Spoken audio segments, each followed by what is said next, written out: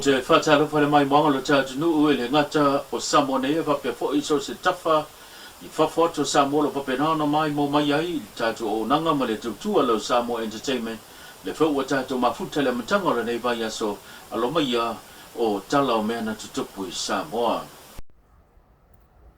Ua whailoe le taitai le banga whao whaia pui pui le ia tau tangata le hei JPP le fionga tu le pasai le malia le ngoi e le eise la tu sui mo le whainga pālota le tita le tu malo sa whakta numera lua.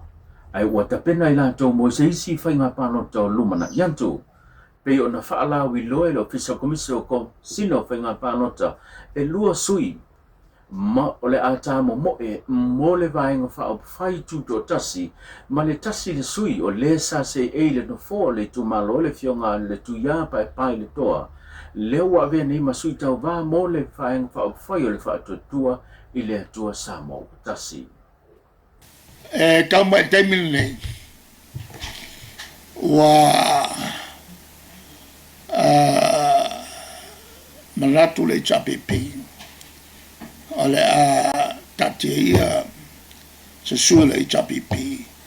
E ngā lue mo le si whainga palota. La tu e pea ia sui e peko koru e peko wha. E o whaile la tu ai ngā kuama.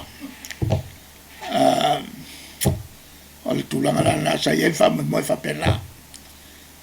O to e sui le avo e le whai unga.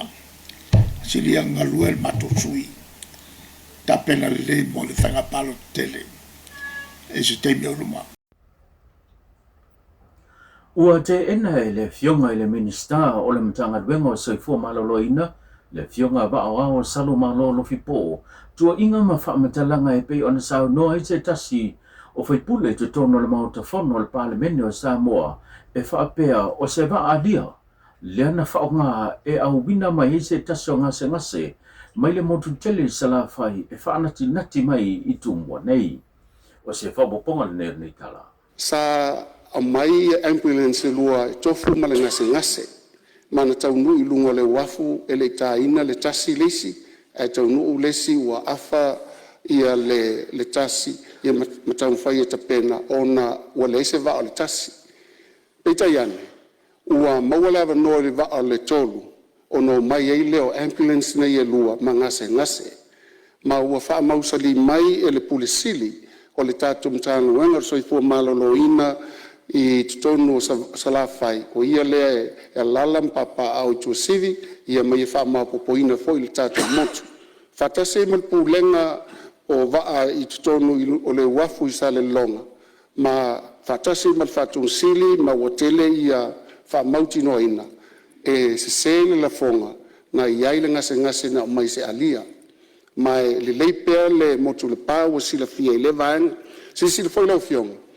Talu no tu lai mai wa fata tu ngase e tasi le ngase ai sa wil va tele e tutongi le mtanga luenga o so fu maloloina ono no ta ingal so fu le na sa no aile tai o malo pe tasi pe lua e alu lava le va e au mai le ngase mai sala fai e si dia I le iwa sa la wafe le fa o se leni le o polo ina le fonotanga le kapeneta ina ia tutongi atu le mtanga luenga wa onga anga I le company wa whaingoina o le Blue Wire Wireless. O le company lea sa ngā lulue mo le whaatinoina po le whaapiina tulanga le internet e whaongaina I le tulanga satellite. Moa o umalawa I le ngata o le motutele I sala whai, whapea fo I tūmua nei.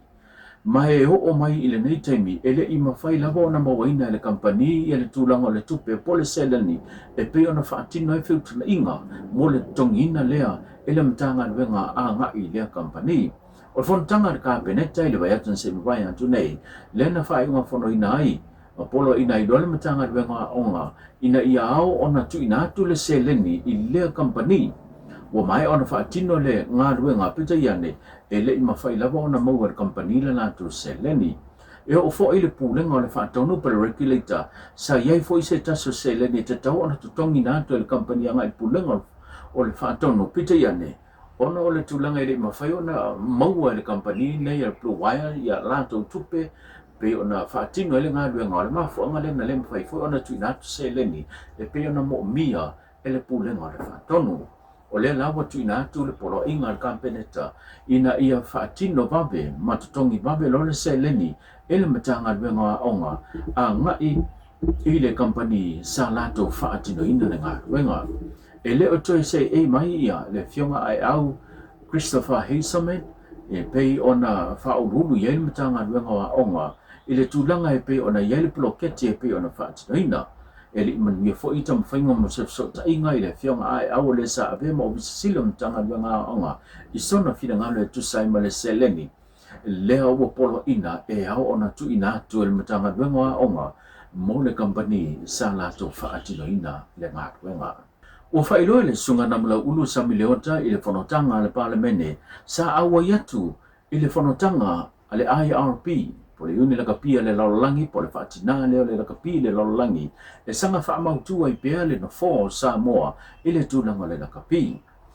I le mai o lana sau noanga na sau noa i le taitaki o le atunuu o ia fo i le li palemia le sunga lau le mani tole o te pola taifao Forty Smith, ma ia te ena i le sau noanga hata mula ulu, sau noa le fionga i le taitaki o le atunuu, sa tatau ona tala no atu mai so ta yatu i le sunga lamula ulu, a mea o le tūlanga leo le la malanga ai, ma o le a mea o ia, o se sui o le malo Samoa i le whanatanga na se mbai atu nei, o se au li linga le nei o le nei tala. Sanga fo le lo fionga le paramia. E ato toa nei to finga. Sanga e o manuia no e fo menonga. Ape na fo se tu ala lo fionga. To mai ala pule mai lo fa tutuanga. Ma tu te tamo fai atu ai ma fa wa nga renga la pi. Mo la fionga. Mo le malo. Mo paramene sa mo ma tanga tanu. Yo e fa pena si ta sanga ne asu ia ai. Ona fo e tula so fam talanga ngole fo fitalai ia malia fenor suyo fasale anga tolu lo tula ia tule tai tai malo nei mtau kutawa lewa lama fahi usa no nga sui mal wow wa ile mtau pule le maile na maile lia ele taunga malie le upula tauna ftu na ile ofiso va apa fa pese emergency melea o le vaa le malo e pule tātou fituna inga i taimi o whawhitauli ma taimi o tūngā. O whaafonga mai whulpulanga o vaa e taun fituna in me lea e au mā taimi. An emergency is an emergency. A laua batu i lesi mea manao mira so soni a toi oso i lesi mea le tarwhea ngai. Whawhena mail tangata le tau tiri le ola le lia. A tai sui maru le mai un tau pulea. O mana longol polen sia. Samoa Airways, wa taunte a mata malanga i savai, lea whaatali. Wa la tuai ngā mea i al temi lea. O ma wana whaatonu, whaamoli, whangali, a sau mamota, mea lea, emergency ia. Whaaftaile longo mai, ma lea lawa tosoa. Toso mene whaafita au, lea luas furu awhe sa uele wa atoa, te le tau mai ngase toa tasi. Si sila wa au ma o tau tanga luenga mea lea. La fai pe me le o tu wa ia le la nga mai va il me le si le me le tu langole va mai tanga ta pa o temi fa vita uli ma temi tauna mai o le ola o si fia lo ta pena le tu langol ta to fan mai fo mo sala fai ona la me le e sa no ia ta pena nga o ma temi ne lo fa ta no ma lo ventona ai fa le ta to fa mai sa le longa pena le ai tato fal mai le tu sivi mo fa mai me la dia o tu nei ngai nei le le service o le tu langa o le fal mai mo sala fai a pe fol tu langa le o mai tau na mo la uru le wa e fola sia i malai le tu langa tato la kapi e vai fa fo fonga mai sa mo a toa il forsanga le wa e fola sia le mauta e winga la kapi o le lakapi, o le tālonga e pele ia tātou. E ai se sā moa tasi e le pele ia ia le lakapi. O le whesiri le teimini nina mula uru. O whea lewa ia le tātou lakapi. O whea le tūlanga lewa ia le tātou lakapi i le teimini nei. Mai le teimina amata mai eila sa sanga o tātou mātua mai no e whatūlanga le tālonga. Tātou mai le top 10 sa tātou iei ule ropo whele o tātou iei. Ele oni mafuaaga lana laina mafua na pisa le tunu mai le se me foi na mata ya u me le nei o sa'i me le la kapi fatoa u sa'i la kapi no fa pe mai Australia lauli e ta tau na e saini le 5 miliona le so soani la kapi sama e sa le ya se fianga al malo pawal me al malo na fai langolango o me uma na mia langolango e o vol temia o fio le fianga le tai o le tuanga la kapi no le langolango la awa na le malo wala va na le sei la kapi ya so e mai na le temini nei o nga luenga na le fa wa o le me tu o le malo i le vaai ia aua nei fa le tonu le kapi le tunu ia le fa ma vai alo ia le fionga le sa vem te fono ono upu matala nei tatou te ala langa pea o feo ia ir pulenga a feo ho ia tatou la kapi le tunu e la wo mal temini nei malia la fionga na mulaulu o na tau puri nei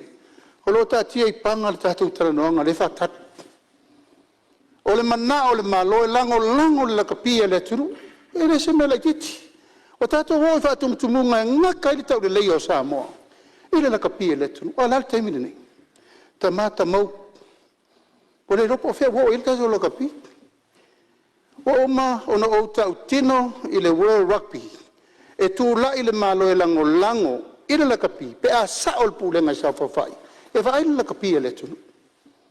It's the people's wish. It's not my wish.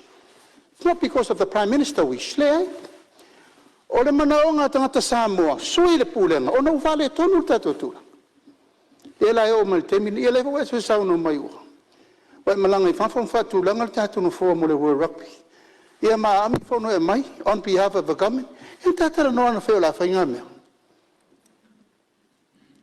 Ia, o monga na, mai o manunga fo na. A fa pese tu langa la mentale filo ia tele malanga i la fono e fa pe mai lauli o le mele fa pe you are speaking on behalf of the government malia so mo malu ta tia mta upulea sei te fono la wo mo na fono uma yuni la kapia Samoa e fai le tonu mautu o le mele ta sia la ngina le ngani mai le tele o yuni la itingi ia so le pulenga ia toe le leile la kapia le tonu ia le la teno fono nei fa tai le maloma va ai pe mate to te ngani mai ai fai fo la ngani atu le malo yo to lo fagia le mana onga le tunu sui le pulenga ona fato ale leile lo la kapia Samoa mo le lumana yo tari atu